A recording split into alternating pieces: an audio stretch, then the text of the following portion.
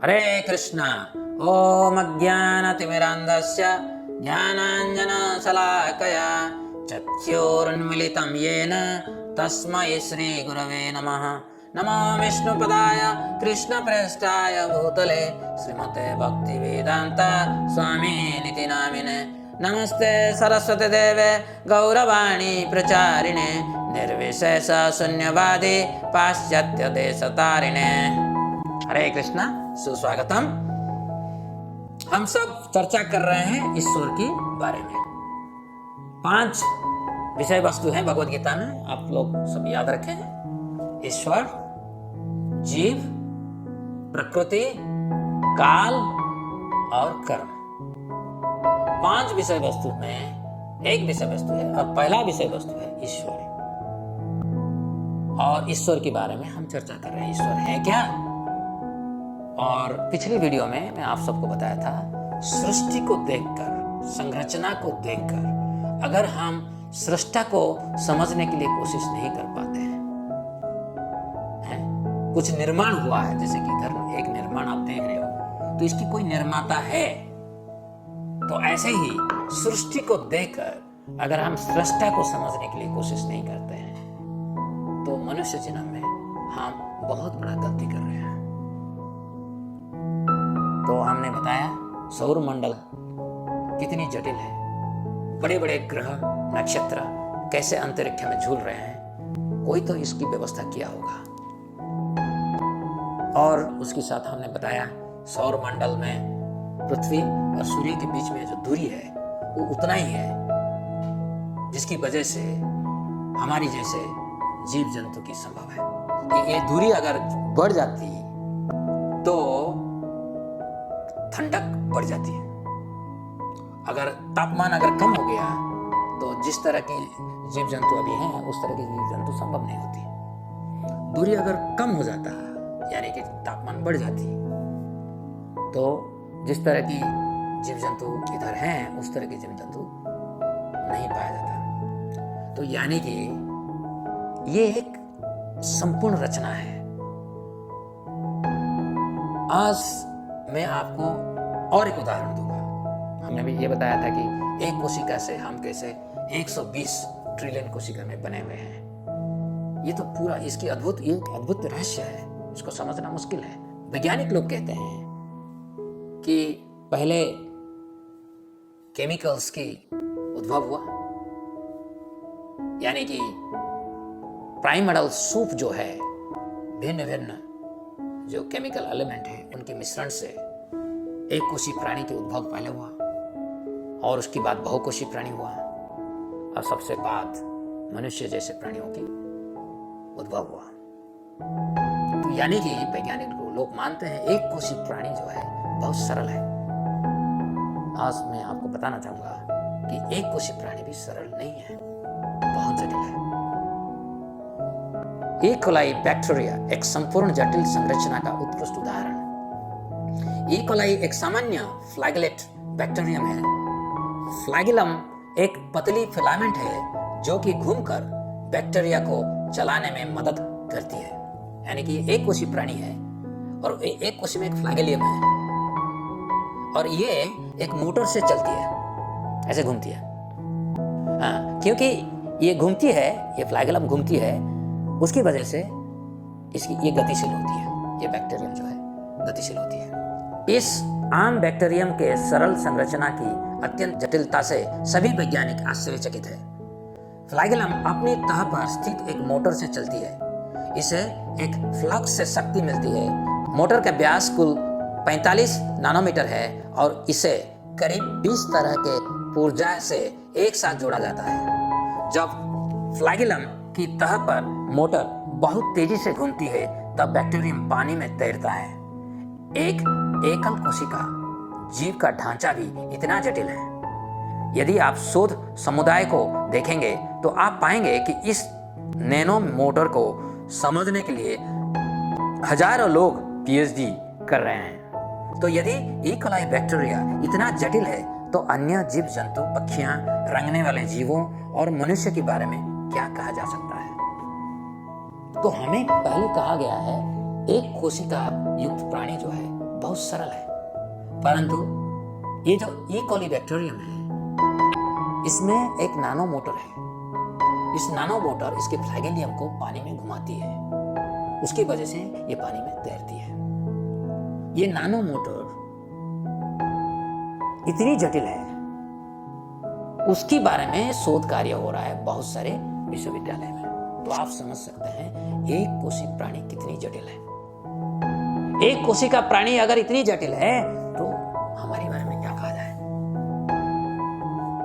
तो इससे हमें समझना चाहिए कि जो सृष्टा है कितनी बुद्धिमान है।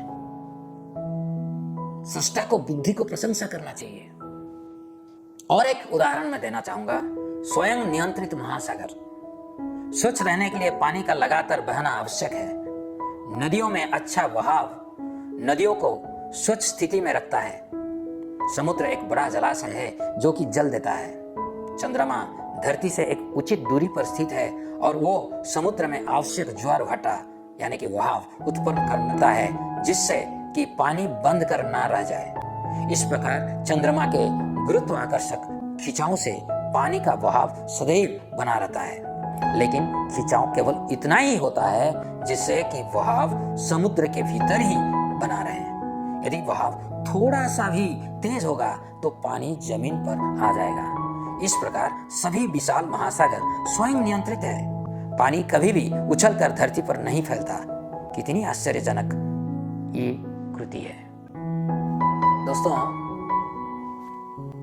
पानी जो है हर समय बहता चाहिए। हमारी देश में कहावत है, बहता हुआ पानी रमता योगी। योगी अगर एक जगह में बैठ जाएगा वो अपवित्र हो जाएगा, गंदा काम करने लगेगा। इसलिए योगी जो है रमता, हर समय घूमता है। उसकी कोई एक निर्दिष्ट वास स्थान नहीं होना चाहिए। इसी तरह पानी हर समय बहना चाहिए। बहता हुआ पानी हर समय निर्मल रहती है। समस्त विश्ववासियों की स्थिति के लिए पानी आवश्यक है। और ये सब पानी कौन देता है? समुद्र देता है। बहुत बड़ा जलाशय है। मगर ये पानी को बहावा देने के लिए एक ऐसे मजबूत संरचना हुआ है। कभी आप इसके बारे में सोचे थे पहले कि चंद्रमा के गुरुत्वाकर्षण की वजह से समुद्र में ज्वार भाटा होता है और उसकी वजह से पानी में बहाव है। अगर पानी में बहाव नहीं होते, आप देखे होंगे बहुत सारे जगह में जहां पे पानी नहीं घूमती है तो क्या होता है, उसमें अलगाई लग जाती है ना। हरा रंग की अलगाई आप देखे होंगे पानी के ऊपर आ जाता है, पानी गंदा हो जाता है। मगर समुद्र के पानी ऐसे नहीं होता है, क्योंकि उसमें हर समय ज्वार भाटा रहता है और इस ज्वार भाटा के कारण पानी हर समय सही रहता है। आइए आपको और एक उदाहरण मैं दूंगा। प्राकृतिक सहजीवी जीवन क्रम। हमारा धरती में 84 लाख योनि हैं, यानी कि कुछ जलचर हैं, कुछ वृक्षलता हैं, कुछ कीटाणु और सरीसृप जातियां हैं, कुछ पक्षी हैं, कुछ पशु हैं और बाकी मनुष्य हैं। और हमारे बीच में एक संबंध है। कभी आप इसके बारे में सोचे हैं? चलिए इसके बारे में पढ़ते हैं। जब हम प्रकृति को ध्यान से देखते हैं तो हम पाते हैं कि विभिन्न जीवों के बीच एक सुसंगत सहजीवी रिश्ता है। मिट्टी में जीवाणु होते हैं जो कि मिट्टी को खाते हैं और उसे छिद्रिल बनाते हैं।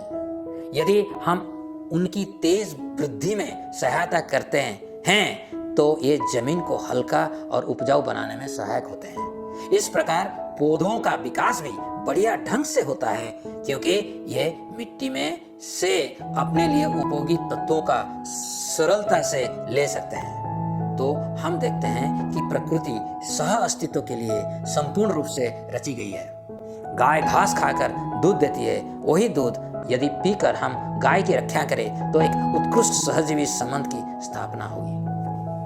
यानी कि ये जो 84 लाख योनि है, इनके बीच में एक सुंदर संबंध है, परंतु मनुष्य होकर इस संबंध को समझने के लिए हम बहुत कम कोशिश की है। मैं मेरा एक अपना अनुभूति आपके समक्ष में रखने के लिए कोशिश करूंगा। तब IIM इंदौर में मैं पढ़ा रहा था भगवत गीता, तब उसके पास एक जैविक कृषि फार्म में में गया था। उधर के जो कृषि विज्ञानी थे मिस्टर टीके साहब, उन्होंने मुझे स्वागत करते हुए बोले, प्रोफेसर साहब सुस्वागतम, बताइए मेरा हाथ में जो मिट्टी की टुकड़ा है इसकी वजन कितना होगा।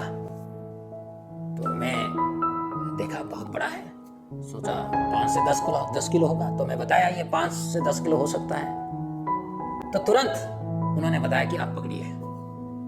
तो मेरा अपना मांसपेशी को सुदृढ़ कर दिया और जैसे उसको मैं पकड़ा तो मुझे लगा अरे ये तो 300-400 ग्राम होगा। तो मेरा परेशानी को देखते हुए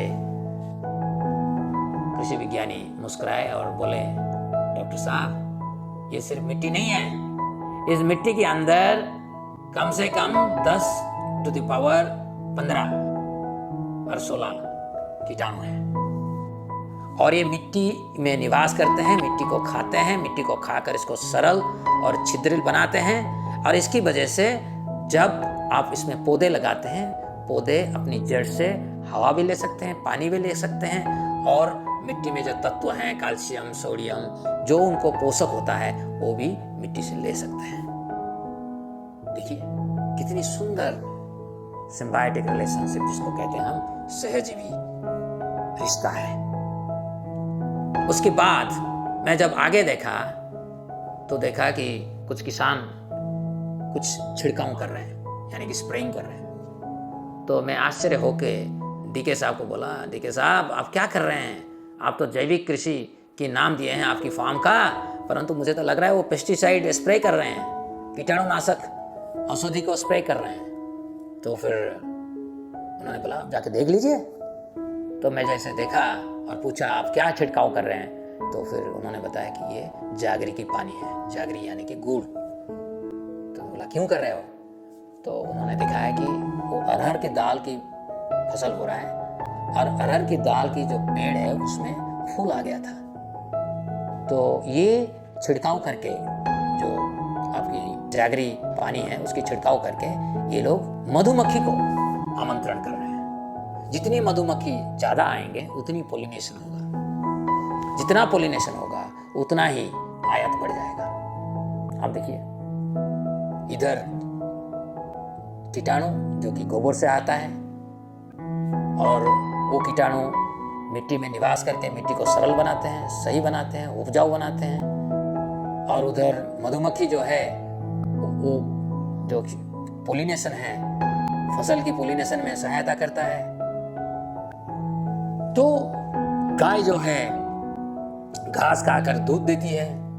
तो ये जो अद्भुत संबंध हमारे बीच में है, कभी आप इसके बारे में सोचे हैं? तो अगर आप इसके बारे में सोचेंगे तो आप सोच सकते हैं सृष्टा जो है कितना बुद्धिमान है। मैं मनुष्य बनकर अपने आप को स्वाधीन नहीं बना सकता हूं। मैं स्वराट नहीं हूं, मैं इंडिपेंडेंट नहीं हूं। घास की जरूरी है, क्यों? घास गाय खावे। गाय की जरूरी है, क्यों? ना गाय से मुझे दूध मिलेगा। गाय की जो गोबर है उसकी जरूरी क्यों है? ना इस गोबर में कीटाणु है। वो कीटाणु क्या करते हैं? ना वो मिट्टी में जब निवास करते हैं मिट्टी को छिद्रित कर देते हैं, उपजाऊ बना देते हैं। छिद्रिल और उपजाऊ मिट्टी जो है पेड़ों को बढ़ने के लिए सहायता करता है। देखिए कितनी सुंदर ये संबंध है। एक संपूर्ण संगठित संरचना की वजह से प्रकृति की प्रत्येक वस्तु हमें प्रोत्साहित करती है। जब हम हमारी निकट उपस्थिति सृष्टि के आकर्षणों का ध्यानपूर्वक निरीक्षण करते हैं तो शायद ही हम सभी स्तरों पर संपूर्ण संरचना की सुंदरता और सुगणता को अनदेखा कर सकते हैं। तो दोस्तों मैं आप लोगों को सामने कुछ तथ्य रखा, आपको मजा आया? क्योंकि ये जो तथ्य था जिसको हम कहते हैं परफेक्ट डिजाइन, संपूर्ण संरचना, परफेक्ट डिजाइन, संपूर्ण संरचना, यानी कि ये जो सृष्टि की जो संरचना हुई है ये इतनी कंप्लीट है, इतनी संपूर्ण है कि सृष्टा भी कितनी संपूर्ण होना चाहिए। आप इसको इसकी कल्पना आपको करना जरूर चाहिए। तो सौरमंडल की संरचना हो, एक कोशिका से बढ़कर 120 ट्रिलियन कोशिका में हम कैसे परिवर्तित हो गए, समुद्र में बहाव कैसे हो ताकि पानी की संरक्षण हो सकता है, और हमारी इस जगत में इतने सारे भिन्न भिन्न जीव जंतु हैं, क्यों हैं, इसकी महत्व क्या है, इसके बारे में जब हम सोचते हैं तो हम समझ सकते हैं इसकी जो सृष्टा है, संरचक जो है, वो कितनी महान होंगे। यानी कि सृष्टि को देखकर हमें समझ में आना चाहिए सृष्टा है, यानी कि भगवान है, ईश्वर है। एक महान साइंटिस्ट हुआ करते थे, उनके नाम था डेकार्ट, और वो कहते थे अगर आप एक टेबल देखकर समझ नहीं पा रहे हैं कि भगवान है, यानी कि आप अज्ञानता में डूबे हुए हैं। कोई भी सृष्टि देखकर अगर हम नहीं समझ पा रहे हैं सृष्टा है, यानी कि हमारा देखने का नजारा जो है गलत है। तो मैं आप लोगों को बताया कि परफेक्ट डिजाइन यानी कि संपूर्ण संरचना को देखते हुए कैसे हम समझ सकते हैं भगवान है। आगे जाकर हम और भी प्रमाण देंगे। आज इतने में विराम लेते हैं। हरे कृष्ण।